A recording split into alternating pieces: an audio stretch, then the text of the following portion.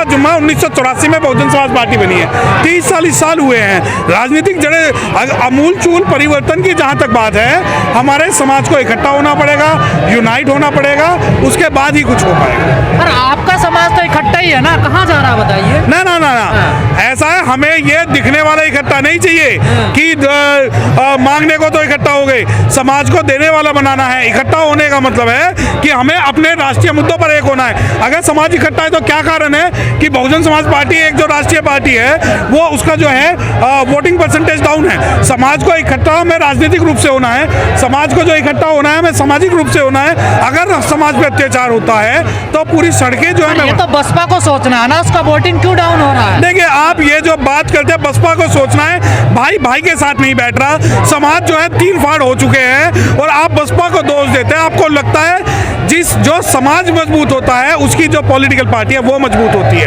अगर आपको लगता है कि बसपा को सोचना चाहिए, सबसे पहले हमें वोटर को समझना पड़ेगा।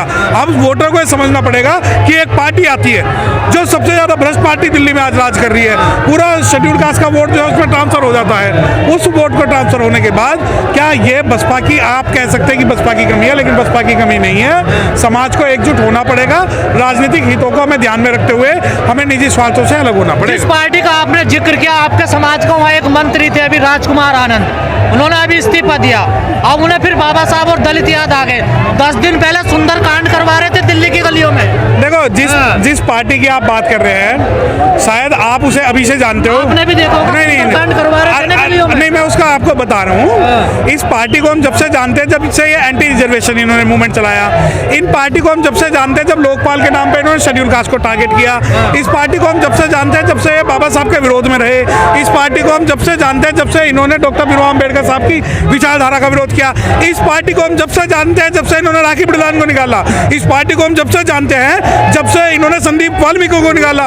इस पार्टी को हम जब से जानते हैं, जब से इन्होंने राजेंद्र पाल गौतम को निकाला। इस पार्टी को कहा, वो तो अभी भी वही है। नहीं, देखिए, नहीं, ये ऐसा है, मीठा मीठा गप गप, फीका फीका तू तू, ऐसा नहीं है, वो निकाल दिया गया। और दूसरी बात, जो पार्टी हमारा स्पेशल कंपोनेंट प्लान खा गई, जो पार्टी हमारे बच्चों की स्कॉलरशिप खा गई, जिस पार्टी ने अभी तक 14 अप्रैल की छुट्टी गजेटेड नहीं की, जिस पार्टी ने SC ST को कभी एक वैकेंसी नहीं दी, आप सोचते हो कि वो रहनुमाई करेगी शेड्यूल कास्ट की? और रही राजकुमार आनंद हो, संजय सिंह कह रहे फोटो लगा दिया हमने बाबा साहब। अरे हमें ऐसा फोटो नहीं चाहिए, हमें नहीं चाहिए फोटो, हमें चाहिए सत्ता। अरे जब फ्री बिजली की पानी की बात होगी तो दलितों और मुस्लिमों को आप लॉलीपॉप दे दोगे, परंतु राज्यसभा जब भेजने की बात होगी तो आप जो 100 करोड़ दोगे उन्हें भेजोगे। रही बात फोटो, हम बाबा साहब के वो सिपाही हैं जिन्हें फोटो फाटो से कोई नहीं लेना, हमें संविधान से लेना है। अगर मैं खुल के कह रहा हूँ, अगर इस भ्रष्टाचारी ठगवाल को अगर शेड्यूल कास्ट को कुछ देना है तो दिल्ली का chief justice of Delhi schedule caste को बना दे, दिल्ली का चीफ सेक्रेटरी शेड्यूल कास्ट को बना दे, दिल्ली की जितनी वीमेन है उनको नौकरी दे दे, दिल्ली के अंदर स्पेशल कंपोनेंट प्लान का जो 15% का पैसा है उसे शेड्यूल कास्ट के वेलफेयर में लगा दे, और बच्चों को एजुकेशन दे दे, और हायर एजुकेशन के अंदर रिजर्वेशन दे दे। आप सेवक लोग हैं, कहाँ की सोच रहे, सेवा करिए। अरे ये सुनो, ये भूल जाओ कि हम सेवक हैं। हम जो है किंग मेकर थे, किंग मेकर हैं और किंग मेकर रहेंगे। धर्म ग्रंथों के अनुसार तो सेवा की होना। अरे ऐसे अरे सुनो, ऐसे धर्म ग्रंथों को मेरे बाबा साहब ने जूती मारी थी, ऐसे धर्म ग्रंथों को हम जूती मारते हैं। और ऐसे धर्म ग्रंथों को मानने वाला, चाहे वो राजेंद्र पाल गौतम हो, चाहे राजकुमार आनंद हो, चाहे CM केजरीवाल हो, चाहे XYZ कोई भी हो, हम उसमें जूती मारते हैं। हमारे लिए विचारधारा, आइडियोलॉजी जो है बाबा साहब की बड़ी है। किसी हम राजकुमार आनंद, राजेंद्र पाल गौतम, किसी हम CM चीफ मिनिस्टर की बात नहीं करते। अगर हम दिल्ली में खड़े होकर अगर यहाँ बात कर रहे हैं तो संविधान की बदौलत बात कर रहे हैं। अगर आप जनरल सीट पर केजरीवाल आपको टिकट दे रहे हैं, अरे ये जनरल सीट पर दे रहा तो जो आज मैं उस दिन से आम आदमी पार्टी ज्वाइन कर लूंगा जिस दिन केजरीवाल इस्तीफा देके दिल्ली के अंदर किसी शेड्यूल कास्ट को मुख्यमंत्री बना देगा, बना दे। आज तो देखिए, नैतिकता के आधार पर ये वही है जिसने 2004 के अंदर IIT में बहन कुमारी मायावती को भ्रष्ट कहा था। तो आप जेल जाने से डर जाते हैं ना, पहले इस्तीफा दे देते हैं उन्हें। जेल जाने वाले मंत्री, अरे हाँ, तो उन्हें करप्ट चाहिए। जेल जाने का मतलब, अगर सुनो, अगर जेल जाने का मतलब क्रांति है तो जितने भी मर्डरर हैं, जितने भी रेपिस्ट हैं, जितने भी डाकू हैं, उन्हें आप सत्ता दे दीजिए ना। ये तो शुक्र है कि इस जातिवादी CM के खिलाफ दिल्ली पुलिस और ED के पास पर्याप्त सबूत है। कल तक तो ये बड़ा नंगा होकर यहाँ पर बैठ जाता था चुनाव आयोग के सामने कि भाई मैं यहीं से शासन चलाऊंगा। अरे जब लालू जेल जा सकता है और दूसरे जो हेमंत सोरेन जेल जा सकता है। तो अगर ये बनिया है और आरएसएस का है तो जेल चला के क्या हो गया? एक जो मनीष सिसोदिया है, सदन दल जैन है, एक करप्ट है, इसके खिलाफ करप्शन के सबूत है और नैतिकता के आधार पर दिल्ली का दलित क्यों खड़ा केजरीवाल के साथ? अरे वो दिल्ली का सारा दलित नहीं खड़ा। अगर दिल्ली का एक दलित भी केजरीवाल के विरोध में खड़ा है तो सोच लो इसके परिवार के, इसके समाज के, इसके भाई जो हैं इसके विरोध में है। और रही बात, आपको लगता है कि ये केजरीवाल, मैं खुल के कह रहा हूँ ना आपके चैनल के माध्यम से, जेल से इस्तीफा देके मेरे किसी शेड्यूल कास्ट भाई को मुख्यमंत्री बना दे। है? जब राज्यसभा ही नहीं भेजा मुख्यमंत्री तो बहुत बड़े नहीं, वही बात कर रहे हैं आप। अरे तो आप कह रहे हो ना कि हमारी पार्टी, अरे भाई जब राज्यसभा भेजने की बात होगी तो इन्हें वो याद आएंगे, लेकिन जब सुल्ली पे चढ़ाने की बात होगी तो या तो इन्हें शेड्यूल कास्ट नजर आएंगे या मुस्लिम नजर आएंगे। सुल्ली पे चढ़ाने की बात है तो मुस्लिमों का नेता सुल्ली पे चढ़ाया हुआ है। और अब जिसे आप कह रहे हो ना, ये तो बात आपने सही कही वकील साहब, जिन्हें राज्यसभा भेजा था वो विरोध करने नहीं आ रहे, दिल्ली में दलित डंडे खा रहे थे। हाँ नहीं वो डंडे खा रहे कोई जो अरे ना तो हर वजन आएगा। अब देखिए अरे ये डंडे खाने के लिए थोड़ी है, डंडे खाने के लिए तो दिल्ली के चूड़े चमार काफी है ना, जो छाती फाड़ के हनुमान बन रहे हैं कि हम जो है केजरीवाल के फेवर में। इन्हें ये पता होना चाहिए कि जब नवरात्रों की बात हुई तो केजरीवाल ने अक्षरधाम मंदिर पे सरकारी प्रोग्राम किया। अभी तक संविधान को लेके इस कोने से उस कोने तक दिल्ली गवर्नमेंट का आप एक स्टॉल दिखा दो।